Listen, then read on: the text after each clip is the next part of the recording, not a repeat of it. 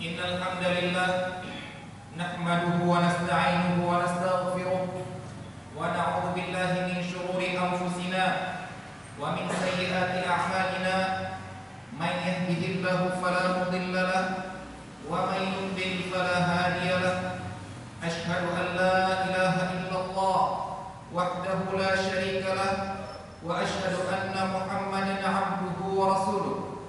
Allahumma salli wa sallim ala 'abdika wa rasulika nabiyyina Muhammadin wa ala alihi wa sahbihi ajma'in wa man tabi'ahum bi ihsanin ila yaumiddin. Ayyuhal muslimun, usikum wa nafsi bi taqwallah faqad fazal muttaqun. Qala ta'ala, ya ayyuhalladzina amanu taqullaha haqqa tuqatih wa la tamutunna illa wa antum muslimun. Ya ayyuhan nasu taqu rabbakum alladzi khalaqakum min nafsin wahidah wa khalaqa minha zawjaha wa batha minhuma rijalan katsiran wa nisaa'a wattaqullaha alladzi tasaaluna bihi wal arham innallaha kana 'alaykum raqiba. Ya ayyuhalladzina amanu taqullaha wa qulu qawlan sadida yuslih lakum a'malakum wa yaghfir lakum dhunubakum wa may yuti'illaha wa rasulahu faqad faza fawzan 'azima. Kaum muslimin, sidang jamaah Jumat yang dirahmati Allah Subhanahu wa taala, lagi dan lagi senantiasa kita mendengarkan dari khatib dalam setiap khutbah Jumatnya mewasiatkan kepada diri khatib sendiri dan juga kepada para jamaah sekalian untuk meningkatkan takwa kepada Allah Subhanahu wa taala dengan mengamalkan perintah-perintah Allah Subhanahu wa taala dan meninggalkan larangan-larangan Allah Subhanahu wa taala. Semoga kita dengan takwa ini menjadi bekal kita untuk masuk ke dalam surga seluas langit dan bumi. Salah satu bentuk takwa yang ada perintahnya dan juga ada larangannya di dalamnya adalah bentuk takwa kita dalam bermuamalah dengan harta.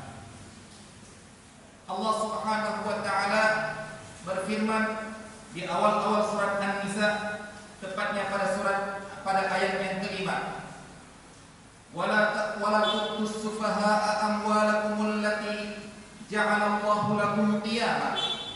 Janganlah kalian memberikan harta-harta kepada orang-orang yang tidak cakap dalam mengelola harta.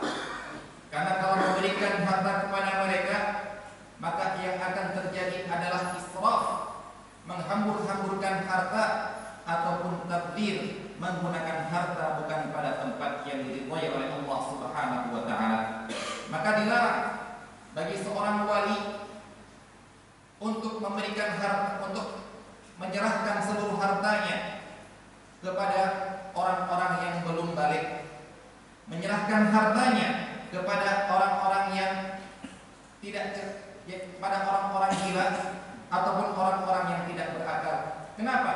Karena mereka masih dinamakan sufaha, orang-orang yang belum cakap dalam menggunakan harta. Allah SWT melanjutkan, allati ja'alallahu lakum qiyamah. Allah mengatakan harta itu adalah sesuatu yang dijadikan pokok kehidupan kalian, menjadi kebutuhan pokok kehidupan kalian. Allah di sini mengatakan harta itu adalah suatu kebutuhan pokok kehidupan kita. Paling minim adalah untuk sandang, pangan, dan papan. Selebihnya adalah kebutuhan-kebutuhan sekunder atau kebutuhan-kebutuhan tersier. Jadi Islam sangat mempedulikan masalah harta. Bahkan masalah menggunakan harta, bermuamalah dengan harta merupakan salah satu dari 5 visi syariat Islam, yaitu menjaga agama, menjaga nyawa, menjaga akal, menjaga kehormatan, dan yang kelima menjaga harta. Bahkan ayat terpanjang dalam Al-Quran yang termuat dalam surat terpanjang, yaitu pada surat Al-Baqarah ayat 282. Ayat tersebut menceritakan atau menetapkan hukum yang berkaitan dengan hutang piutang, yang mana itu adalah salah satu bentuk dalam penjagaan harta. Nah, kaum muslimin sidang jamaah Jumat yang dirahmati Allah Subhanahu wa taala, dalam harta ini Allah Subhanahu wa taala mengingatkan kepada kita bahwasanya ada yang halal dan ada yang haram. Diperintahkan kita untuk mencari yang halal, untuk makan yang halalan thayyibah, dan dilarang kita untuk menjerumuskan diri dalam mencari harta yang haram. Allah Subhanahu wa taala berfirman menyuruh kepada seluruh umat manusia, ya ayyuhan nasu kulu mimma fil ardi halalan thayyibah. Wahai manusia, makanlah apa yang ada di atas muka bumi ini yang halal dan thayyib, yang halal dan yang baik. Wala tattabi'u khutuwatis syaitan innahu lakum aduwwun mubin. Dan janganlah kalian mengikuti langkah-langkah setan. Karena pembahasan kita dalam masalah halalan thayyiban dalam harta berarti mengikuti langkah-langkah setan, yaitu yang akan menggiring kita kepada memakan harta-harta yang haraman khabithah, haram dan jijik, penuh dengan kekejian. Kemudian dalam ayat lain Allah Subhanahu wa taala memerintahkan kepada kaum mukminin dengan mengatakan, ya ayyuhalladzina amanu kulu min thayyibati ma razaqnakum washkuru lillahi in kuntum iyyahu ta'budun. Wahai orang-orang yang beriman, makanlah apa-apa yang baik dari yang diberikan rezeki oleh Allah Subhanahu wa taala kepada kalian, dan bersyukurlah kepada Allah kalau memang kalian benar-benar menyembah Allah Subhanahu wa taala. Kemudian dalam ayat lain Allah mengkhususkan lagi kepada para rasulnya pun diperintahkan dengan demikian. Allah mengatakan, ya ayyuhar rusulu kulu minat thayyibati wa'amalu salihah inni bima ta'maluna alim. Wahai para rasul, makanlah yang baik-baik dan beramallah yang saleh, sesungguhnya aku mengetahui apa yang kalian lakukan. Nah, Allah Subhanahu wa taala memerintahkan kepada kita dalam harta yang telah Allah Subhanahu wa taala berikan di dunia ini untuk mencari yang halal dan untuk menghindari langkah setan, karena langkah setan akan menggiring kita kepada harta yang haram. Kaum muslimin sidang jemaah Jumat yang dirahmati Allah Subhanahu wa taala, ada sebagian ungkapan orang yang mengatakan asalkan ikhlas, asalkan sesama kita ikhlas saling memberikan harta, maka itu adalah harta yang halal. Nah, ungkapan seperti inilah yang harus kita perbaiki. Kita harus mengetahui halal dan haramnya harta yang kita dapatkan dari manusia dengan bermuamalah dengan mereka. Tidak pasti, tidak hanya standarnya adalah ikhlas antara manusia. Allah Subhanahu wa taala berfirman, ya ayyuhalladzina amanu la ta'kulu amwalakum bainakum bil batil illa an takuna tijaratan an taradin minkum wa la taqtulu anfusakum innallaha kana bikum rahima. Wahai orang-orang yang beriman, janganlah kalian saling memakan harta sesama kalian dengan cara batil. Dengan cara batil berarti dengan cara yang haram. Kecuali yang boleh bagaimana? Kita mendapatkan harta dari orang lain mendapatkan harta dari kita yang kita namakan dengan transaksi atau bermuamalah. Illa an takuna tijaratan an taradin minkum. Kecuali kalau kalian melakukannya dengan cara jual beli. Allah mengatakan dengan tijarah. Kemudian Allah mengatakan an taradin minkum. Kalau memang kalian ridho, saling mengizinkan untuk melakukan tijarah tersebut. Di sini tolong diperhatikan, jangan bukan hanya dalam masalah taradin, ridhonya, tapi perhatikan juga dalam tijarahnya. Karena apa? Karena Allah Subhanahu wa taala mengatakan dalam ayat yang lain, wa ahallallahu al-bai'a wa harrama riba. Allah menghalalkan jual beli dan Allah mengharamkan riba. Berarti Allah menghalalkan jual beli itu adalah tijarah. Berarti kalau Allah menghalalkan tijarah, barulah tijarah itu bisa halal kalau antara penjual dan pembeli ridho sama-sama ikhlas untuk menyerahkan hartanya. Penjual ridho dan ikhlas menyerahkan barangnya, pembeli ridho dan ikhlas menyerahkan uangnya. Jadilah harta itu halal karena jual beli halal dihalalkan oleh Allah dan cara jual beli mereka sama-sama ridho. Namun bagaimana jika yang menjadikan transaksinya adalah riba? Yang Allah katakan wa harrama riba, Allah mengharamkan riba.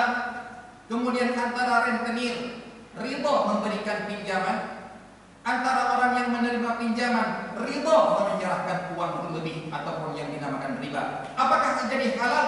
Tidak. Karena sama-sama ridholah itu dikatakan riba. Karena muamalah mereka muamalah yang dilarang oleh Allah Subhanahu wa taala. Inilah ungkapan orang yang mengatakan asalkan sama-sama ridho maka itu adalah halal. Ungkapan ini tidak tepat. Salah tempat kalau ditempatkan pada bentuk muamalah atau transaksi yang diharamkan oleh Allah Subhanahu wa taala. Karena dari ayat yang tadi, illa an takuna tijaratan antara minkum, harus kita lihat keridhaan itu ataupun izin itu dari dua sisi. Dari sisi syariat dan dari sisi manusia yang melakukan transaksi. Dari sisi syariat ada bentuk-bentuk transaksi yang diridhoi oleh Allah dan ada bentuk-bentuk transaksi yang dilarang oleh Allah Subhanahu wa taala. Berarti keridhaan manusia di dalam transaksi yang diharamkan oleh Allah Subhanahu wa taala tidak berlaku atau tidak menjadikan harta tersebut haram atau tidak menjadikan harta tersebut halal. Apa contohnya? Allah melarang perjudian.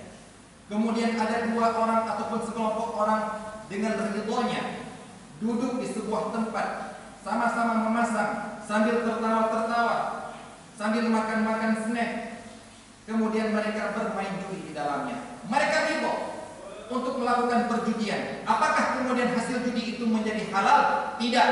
Kenapa? Karena perjudian adalah bentuk transaksi yang diharamkan oleh Allah Subhanahu wa taala. Suap. Rasulullah SAW mengatakan la'anallahu rashi wal murtashi. Allah melaknat orang yang memberi suap dan orang yang menerima suap. Dan orang yang memberi suap dan menerima suap pasti sama-sama ridho. Ini ridho agar bisa masuk anaknya ke dalam sebuah instansi kemudian memberikan suap.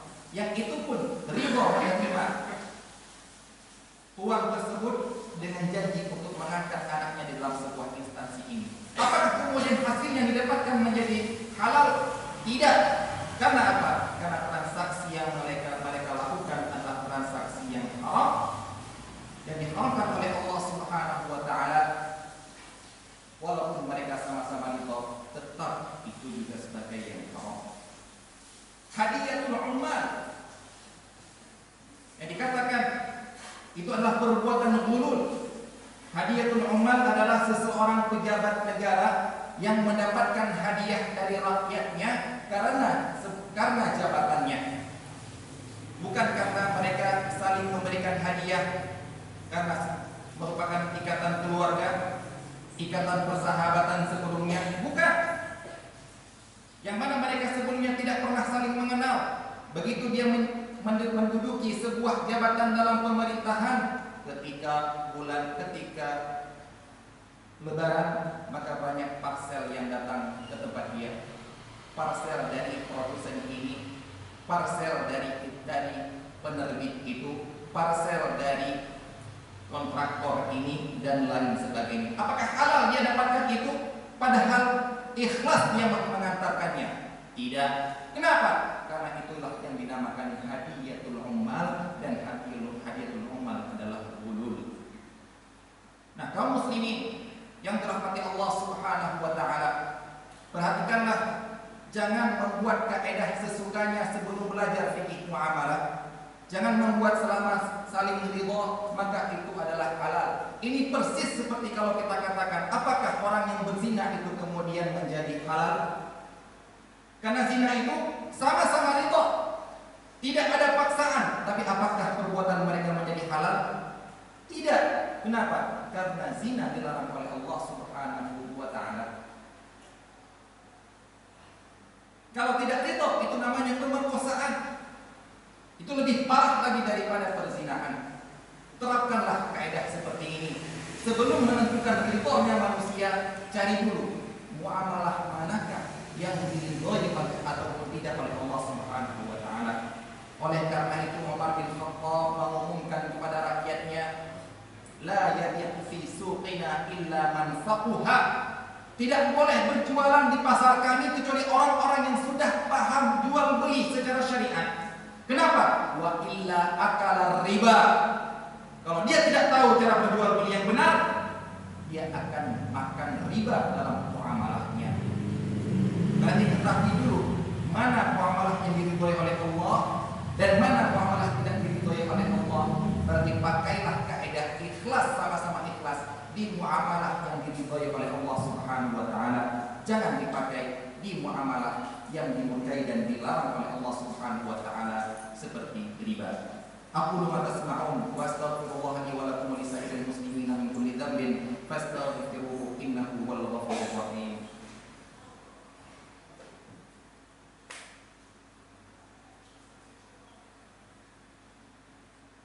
Alhamdulillahi ala ihsanih والشكر له على توفيقه وامتنانه والصلاة والسلام على نبينا محمد داعي إلى رضوانه وعلى آله وصحبه وإخوانه ومن تبعهم بإحسان إلى يوم لقائه. أما بعد، أوصيكم ونفسي بتقوى الله فقد فاز المتقون.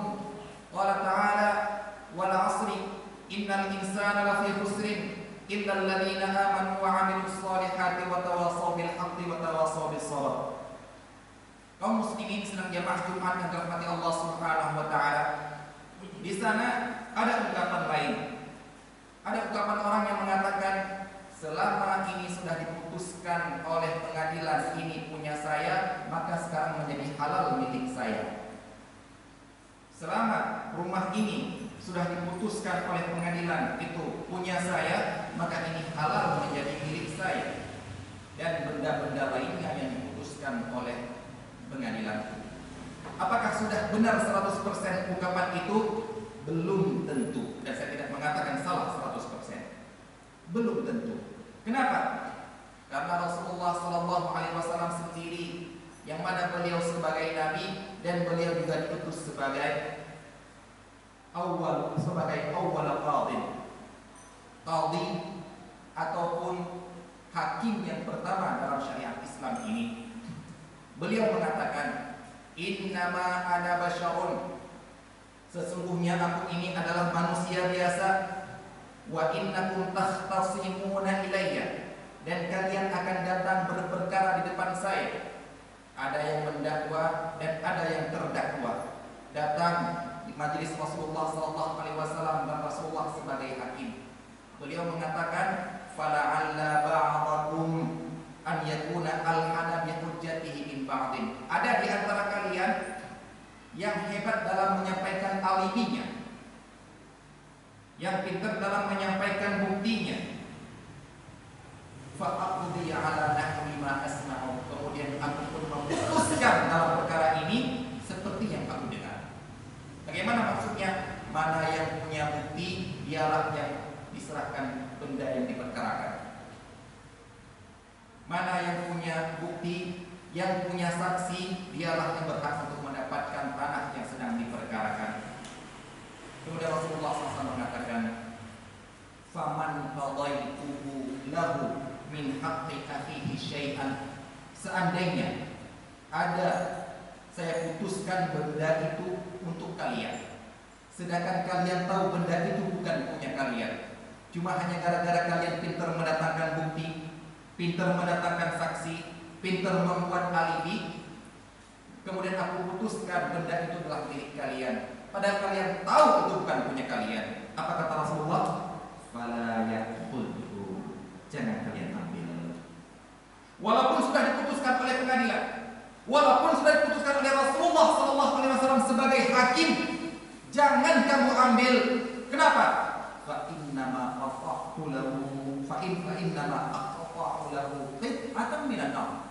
Karena sebenarnya yang sedang saya serahkan kepada dia bukan rumah, bukan tanah, bukan benda yang sedang kalian perkarakan. Yang sedang aku putuskan milik kamu adalah api neraka. Maka jangan mentang-mentang rumah ini sudah diputuskan pengadilan adalah milik saya. Jangan-jangan rumah ini sebenarnya milik seluruh ahli waris. Tapi gara-gara kamu menyampaikan alibi, membuat saksi-saksi, kemudian mengatakan sudah dari dulu saya tempati ini, bapak sudah menyerahkan ini kepada saya, padahal tidak. Kemudian kamu menang di pengadilan, rumah itu diputuskan milik kamu, halalkah? Haram. Kenapa? Karena keputusannya itu, karena hakim hanya memutuskan secara zahir apa yang ada bisa dibawakan bukti pengadilan, sedangkan yang sebenarnya kamu yang tahu. Maka jika kamu tahu itu bukan milik kamu, jangan kamu ambil walaupun sudah diputuskan oleh pengadilan.